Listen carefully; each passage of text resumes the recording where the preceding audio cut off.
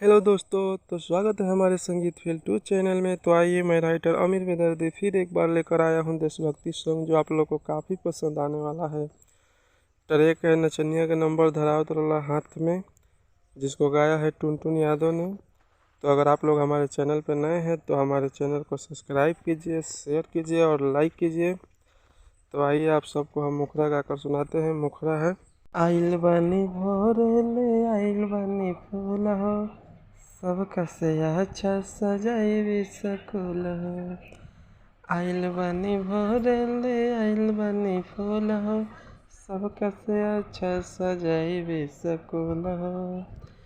तो गाना याद कोइले बानी हम रात में, देशवा के सन हम पहले बने हाथ में, झंडा फहराइब हम सूरज के साथ में।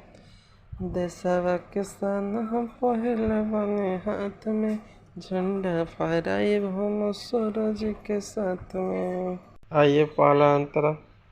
तीन रंग तिरंगा के ये अनशन बा, एकरे बहर दमन छावर हमर जान बा।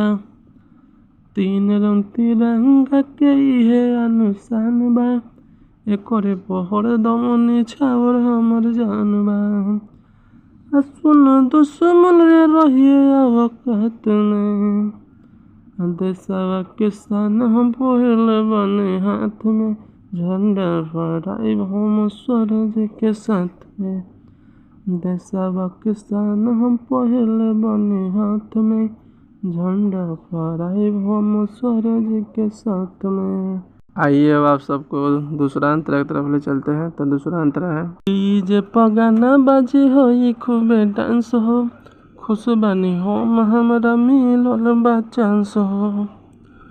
डीजे पगाना बाजे हो खूबे डांस हो, खुश बानी हो हमरा मिलल बा चांस हो। आयो मेरे लिखोता रही है जज्बात में, देशवा के सन हम पहले बने हाथ में, झंडा फहराइब हम सूरज के साथ में। देशवा के सन हम पहले बने हाथ में, झंडा फहराइब हम सूरज के साथ में।